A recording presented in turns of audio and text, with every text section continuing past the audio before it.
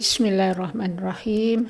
Assalamualaikum warahmatullahi wabarakatuh.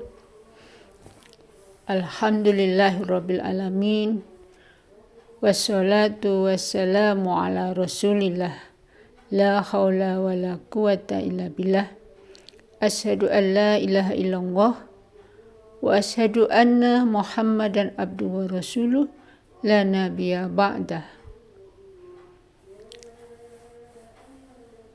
Puji syukur pada pagi hari ini kita panjatkan bersama-sama pada Allah yang telah berikan kesempatan, berikan kesehatan pada kita semua sehingga kita bisa melaksanakan puasa di bulan Ramadan ini sampai hari ke-19. Tentunya ini adalah izin Allah pada kita semua dan kita bisa berharap agar kita bisa melaksanakan puasa Ramadan ini sebulan penuh. Dan semoga Allah menerima amal baik kita selama bulan Ramadan dan mengampuni segala dosa dan kesalahan kita. Amin ya rabbal alamin. Ibu-ibu yang dirahmati Allah, pada pagi hari ini mari kita sama-sama mengkaji 3 ayat yang ada di dalam surat Al-Maidah yang berkaitan dengan persamaan hak sebagai manusia. Ayat ini kebetulan terkait dengan hukum pidana, yaitu kejahatan mencuri, dan ayat ini turun tentunya akan bersambung untuk memahaminya itu dengan ayat sebelumnya dan sesudahnya. Jadi ayat ini turun ini karena juga berkaitan dengan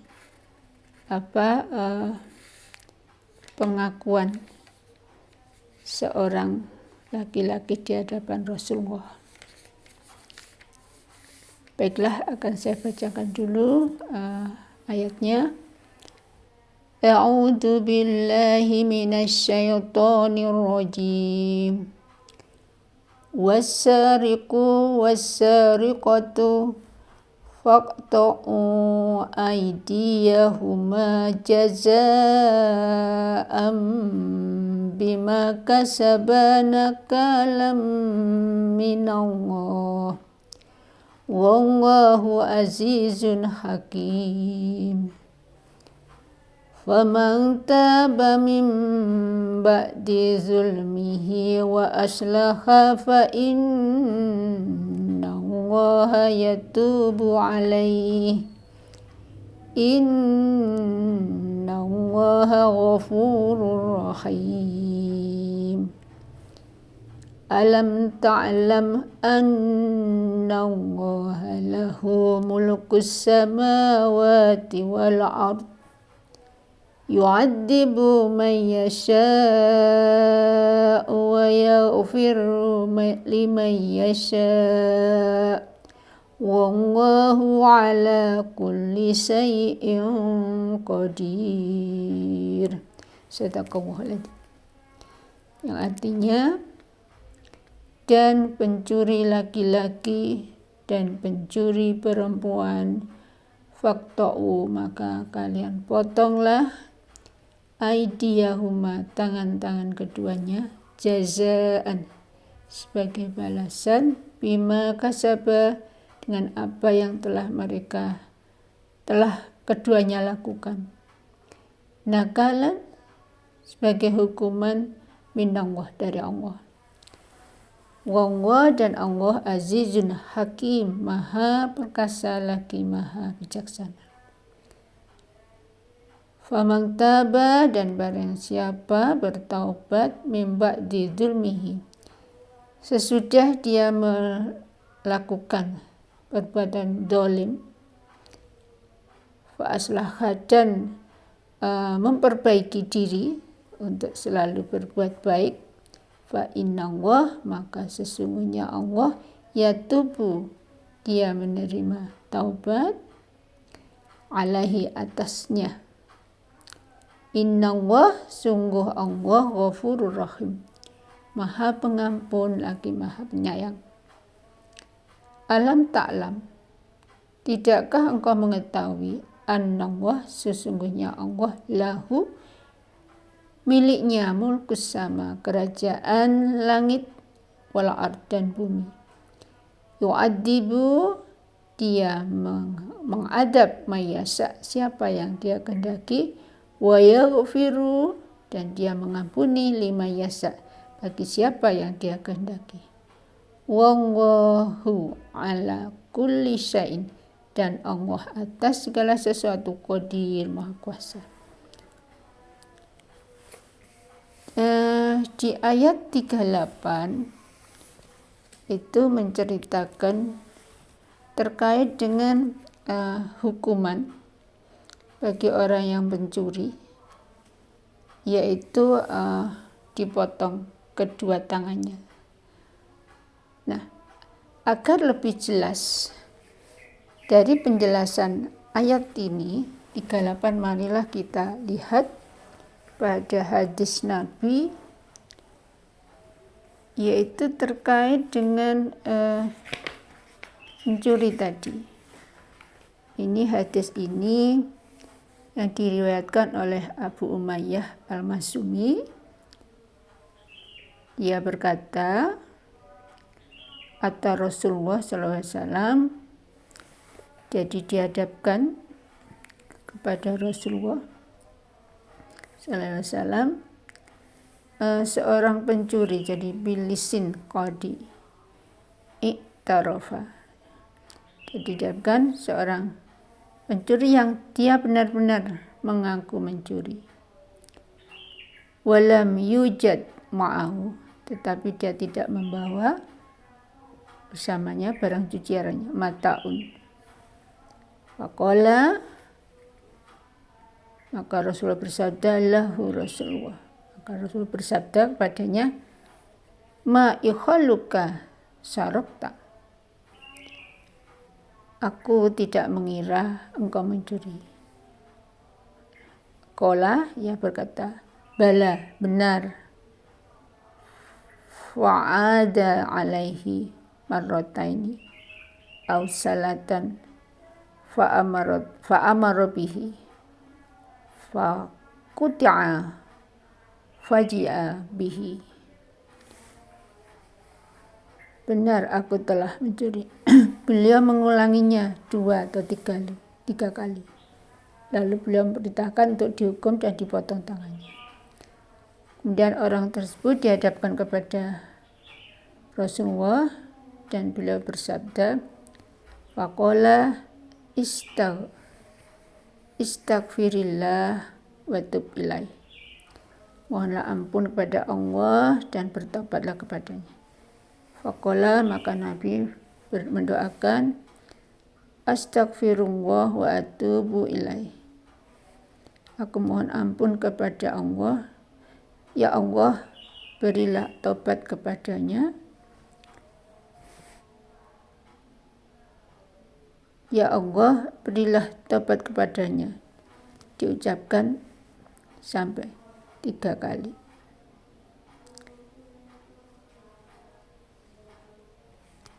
Jadi Allahumma tub alaihi salasan, jadi ya Allah, berilah tobat kepadanya. Jadi Nabi mendoakan orang tersebut supaya Allah menerima taubatnya. Jadi terkait dengan ini, bahwa hukum potong tangan itu akan berlaku kalau memang orang yang mencuri itu mengakui secara rela menyatakan, atau mungkin juga ada bukti lain yang membuktikan bahwa dia mencuri. Dan ini sebenarnya pencurian itu hukum potong tangan itu tidak mudah untuk dilaksanakan.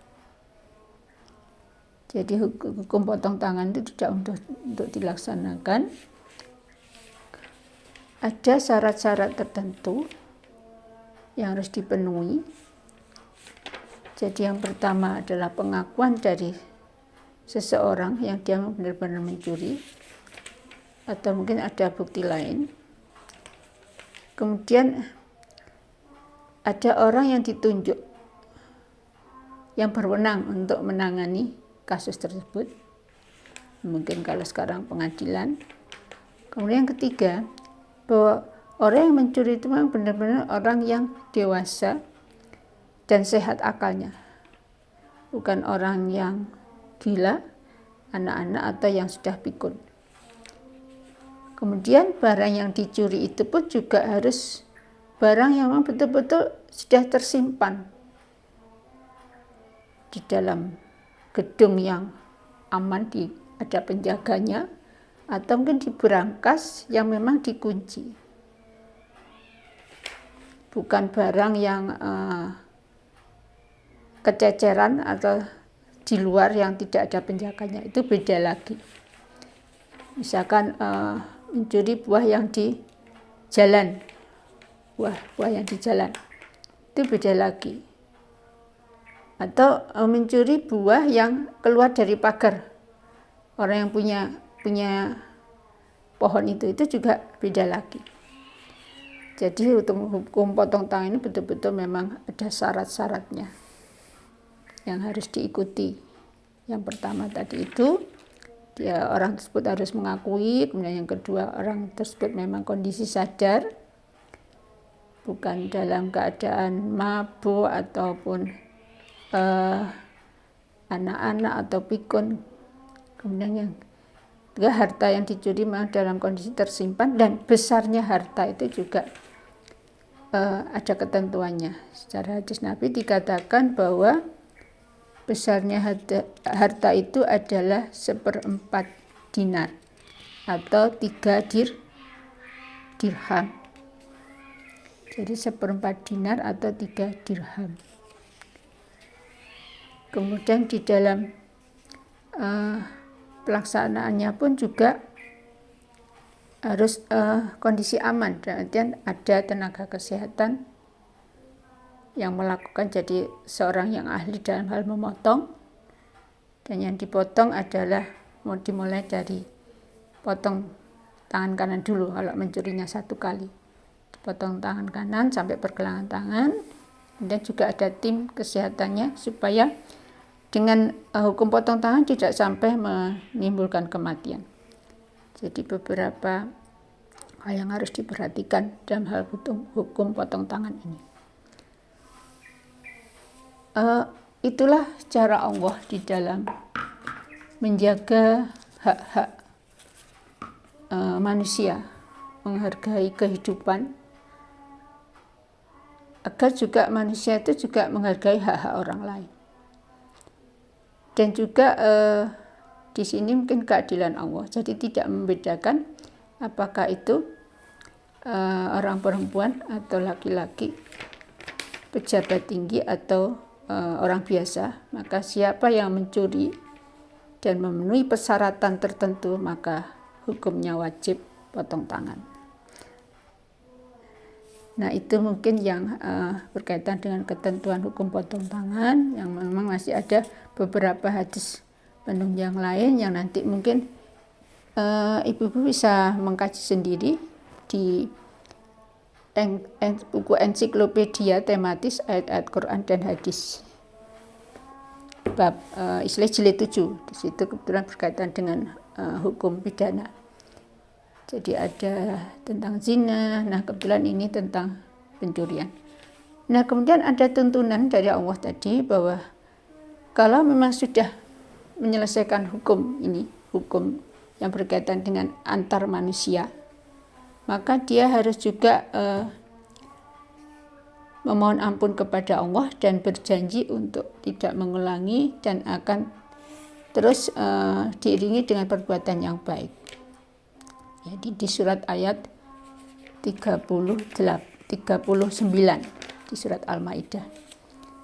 Jadi Allah berjanji juga akan menerima taubat orang tersebut yang memang betul-betul bertaubat dan akan mengampuni. Serta berkaitan dengan nanti di hari kiamat, berkaitan dengan siksa dan ampunan, itu pun juga hak Allah. Jadi di ayat 40 dikatakan bahwa Allah itu akan mengazab siapa yang dia kehendaki dan juga akan mengampuni siapa yang dia kehendaki.